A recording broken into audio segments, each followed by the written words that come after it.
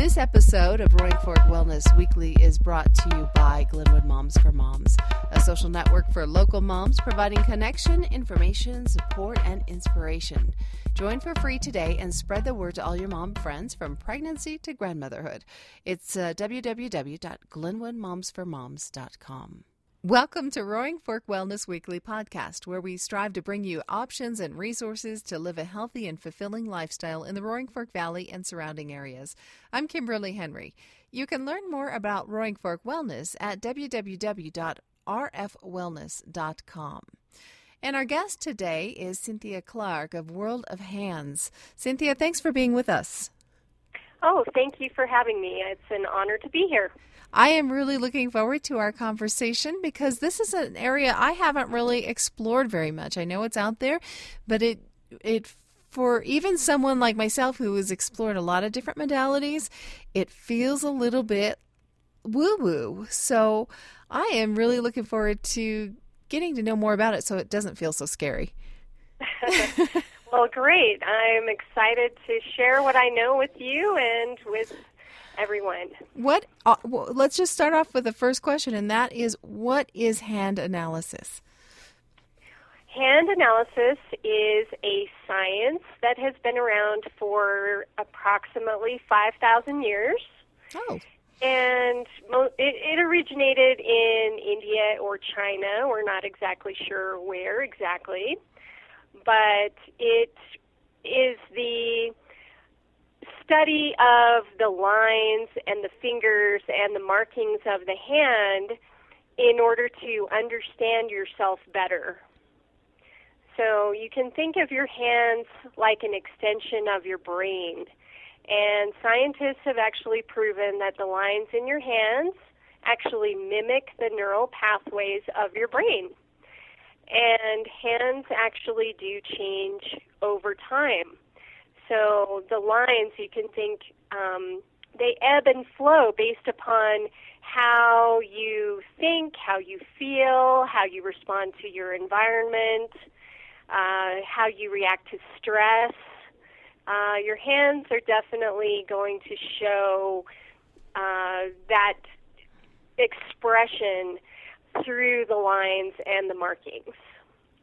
So now you've inspired me. I want to start taking a picture of my hands once a month for the rest of my life and just watch how they change. Well, for some people it takes a little longer to see the changes. It depends on the person, and it also depends on the situation the person is going through. So if they're going through a lot of changes, then yes, you're right. Doing a monthly picture might be a good idea. But for most people, I recommend every 6 months or so just to kind of gauge, okay, what's going on with my hands. Interesting. And for most people, every 6 months or so, they can notice some changes. So what are the kinds of things that you're reading when you do a hand analysis? What are you learning about a person? So your hands they're all about you. So there is literally just a cornucopia of information. Most people are pretty surprised at the amount of information they can find in their hands.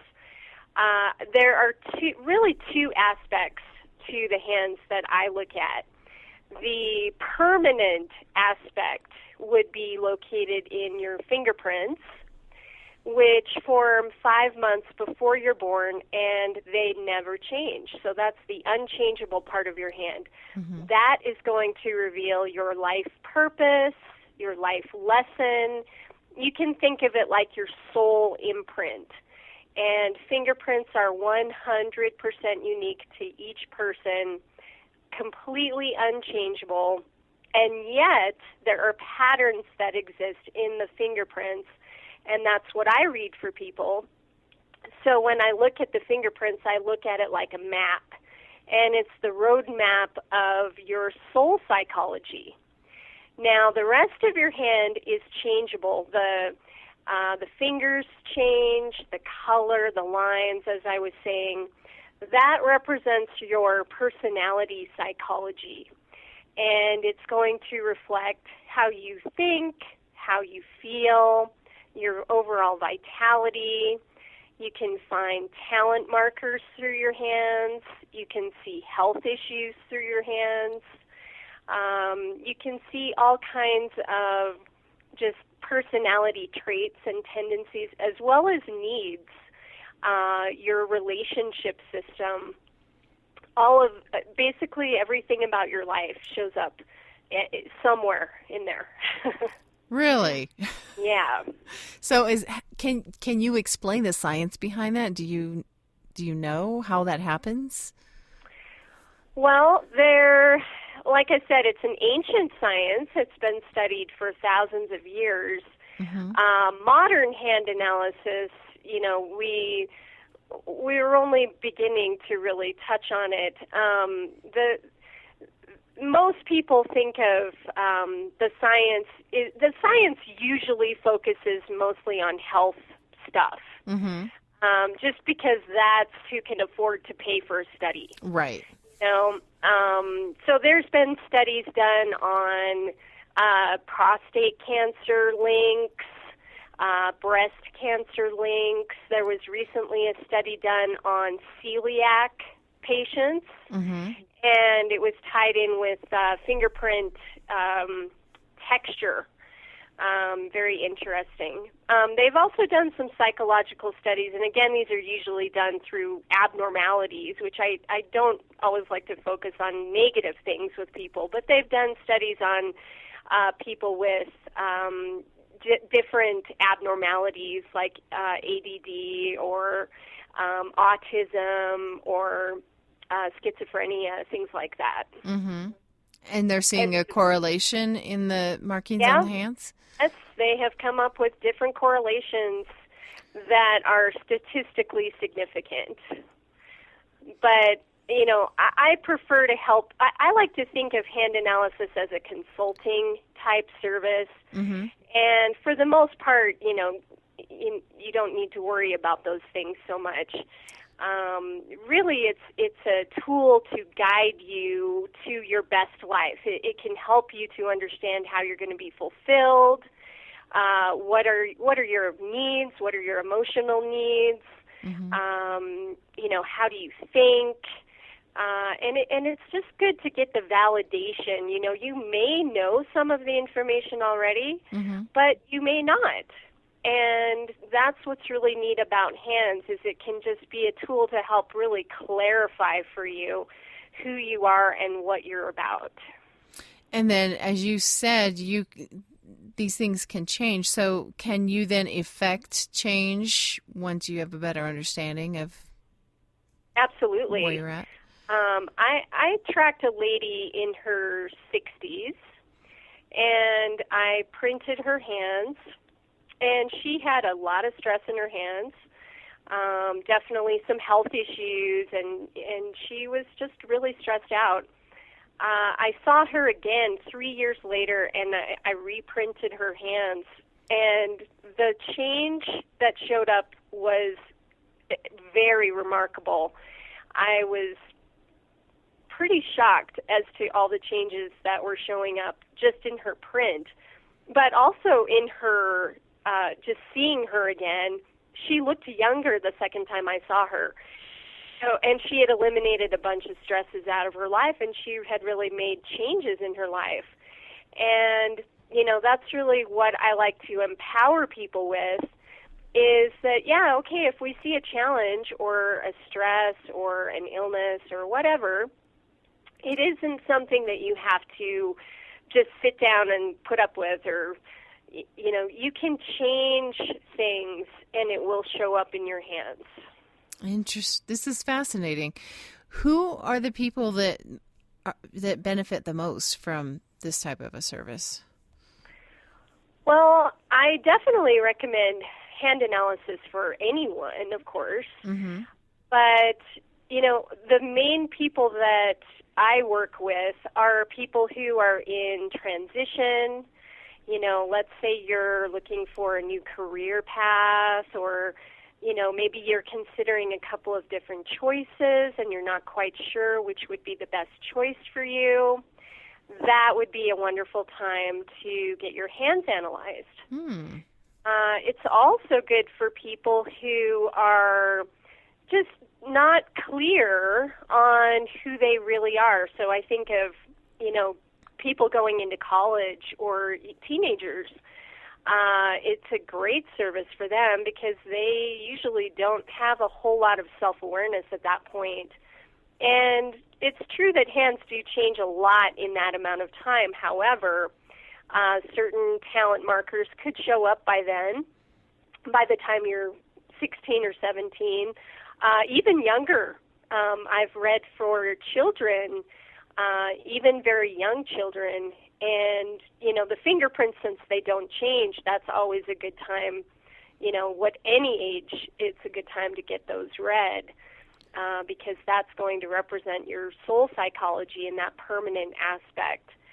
But really, it's also about people who are curious and they just want to know more about themselves. Maybe they want to learn more about a relationship. I do a lot of readings for people who are either looking for a relationship or they want clarity on an existing relationship. Your entire emotional system shows up in your hands. And if you're struggling in some capacity in that realm, it's so interesting to learn, okay, well, maybe there's a reason why I'm struggling with this, and how can I shift it? And the hands will absolutely give you clarity on that. Wow, So, okay. Yeah. I have so many questions. Really They're all bubbling to interesting. the surface here. So I want to just get this out of the way because it keeps coming up for me, and probably for a lot of people who are listening. How is hand analysis different than the stereotypical palm reader, or is it the same? I definitely like to distinguish myself from a gypsy type reader, because there is a history to hand analysis, and it's not all good. Right. Back in the 1600s, it was actually considered illegal to read hands, and you could be punished by being burned at the stake. Nice. It went underground for quite a long time, but the gypsies were really known as the palm readers, who would predict the future, and they would look at your hand and tell you when you were going to die or how many children you were going to have, things like that. And I definitely want to stress that is not what I'm about. Modern hand analysis is very scientific, although there is an intuitive nature to it as well. And for me, I started out in the rationalist club for sure. I was somebody who I thought of it as a foreign language that could be learned just like French or Spanish. And I figured, well, anybody can learn this language. It's a language. But now that I've, read over 5,000 pairs of hands, I do realize that there is a certain amount of intuitive essence that comes through as well. And it's about putting things together. And, every hand is so unique. There is an element of intuition that comes through from looking at several things together. And so I don't look at the hand as simply one marker here, one marker there. The longer I look at a hand or an individual hand, I can glean information by putting things together intuitively. It's sort of like the hand tells a story. The hand is trying to express something, and I like to think of it as sort of uncovering a mystery. It's the mystery of the person, and what are they all about, and what makes them tick, and where are they going to find that fulfillment, and how are they going to find it? So, yes, there is a little bit of that sort of I guess you could say, ethereal aspect But there is definitely a language and a tangible aspect with rules and regulations that I take people through, and I can point out different markers, and you can see it. You know, that's what's neat about hand analysis is I can point it out, and it's tangible, and you can see it and touch it. And I think other modalities don't have that aspect. Sure.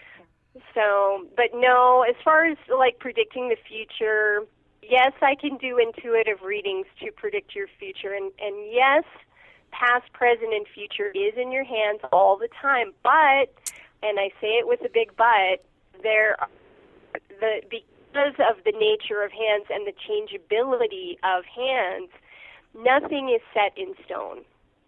Oh. So yes, I can give you future predictions and things like that, but you know, you have the option to change. It's your free will. And isn't it great that we do have choice? You know, I think it's wonderful that we don't have to settle for a negative marker, for example. We don't have to settle for that. Yeah, it brings to mind like, you know, a hand at this point in time is kind of like a snapshot of what's happening. Like they say, if you do an EEG on your heart, that's a snapshot, but that doesn't mean you will or you won't have a heart attack the next day. It just gives you it's an indicator, right? Exactly. And for sure, I can see things that are, you know, stressful or challenging, but it's good to address them so that you can work through them easier and more quickly. You know, it's not something to, you know, be afraid of, and I really want to stress to people that there is nothing to fear in your hands. You know, it really is just such a useful tool to gain clarity in your life and to help you. So yeah, when you think of a diagnostic tool, you know, that is exactly what it is, and it will reflect who you are and what you're about. And you know, thank goodness we have information that we can use and be proactive with ourselves. You know, that's what it's all about. We're all here to grow and evolve, and that's really what I want for everyone on the planet. Is I want them to be fulfilled and happy and living their purpose and being the best person that they can be and living to that potential. And the hands will show you that potential. And it's a fabulous, just validating tool to do that. And it's so specific and it's so vast in just the amount of information that you can get. It's completely amazing. So, oh gosh, I want to go two different directions here. So I just want to come back. You said about reading children and reading their fingerprints because that's the permanent part. So what do you glean from that, and what do you do with that information? Well, depending upon the age of the child, you know, personally, I can't read fingerprints if they're under about age 2. Just because they're so tiny. Sure. I have a magnifying glass that I use in a flashlight, but I just can't see them. That's very scientific. And my eyes are very good, by the way. They're 20/20, and they're very good. But those little tiny hands, it's just impossible. Yeah. So if they're over age 2, I can typically read whatever's there, as long as the child is willing to sit still for me for a little bit. And usually what I do is I would take an ink print of their hand so that they don't have to sit there. Right. And then I would do the reading for the parent. So you can think of it as just a great way to understand your child better, and so that you can help your child through whatever challenges are showing up for them. Or, you know, maybe they have a talent marker that it's like, well, have you ever thought about putting your child into, for example, a music lesson? Certain things like that might show up. And it would bring them a lot of joy because it's a natural talent that's showing up in their hands. Okay. And it can just be such a useful tool for a parent. If the child is a little bit older, depending upon their maturity level, would be, how much time I would spend with them or what I would be discussing with them. And it varies tremendously from child to child. Okay. But it is very useful, especially for the parents to sit in or for me just to get the print of the child and then read just for the parent. Interesting. Now, when we talk about reading hands, are you reading both hands or one hand over the other? Yes, both hands are actually very important to read because they will tell you different things. The hand that you write with is typically it's called your active hand, and it represents more of your outer self, your public self. It's the hand that you have, it's your developments, what's already developed. Your passive hand is typically your non-writing hand, and that's going to reflect more of your inner self, your subconscious self, your potentials. And absolutely, I would read both hands in any given session. So if they match, that's a good thing, right? They'd never match. They would never completely match. Okay. In fact, that's one way how you can tell if the lines are which hand is passive. Let's say you're ambidextrous. I do get a few of those. You can tell which hand is passive based upon the number of lines that show up.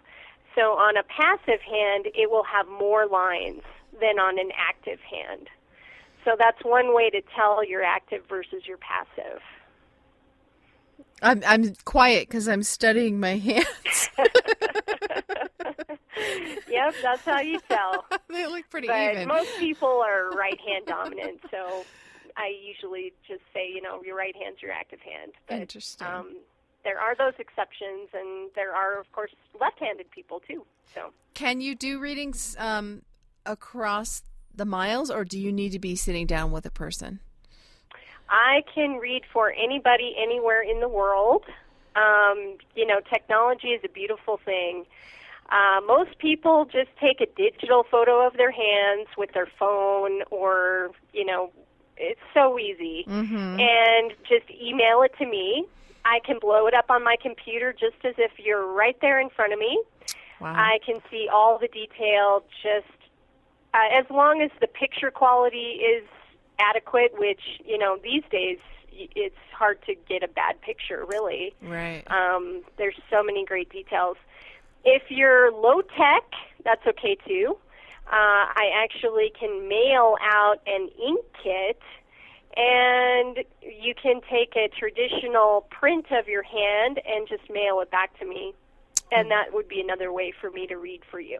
Fantastic. Well, this has been very educational, as I knew it would be. Can't wait now to figure out my hands. Yeah, fun.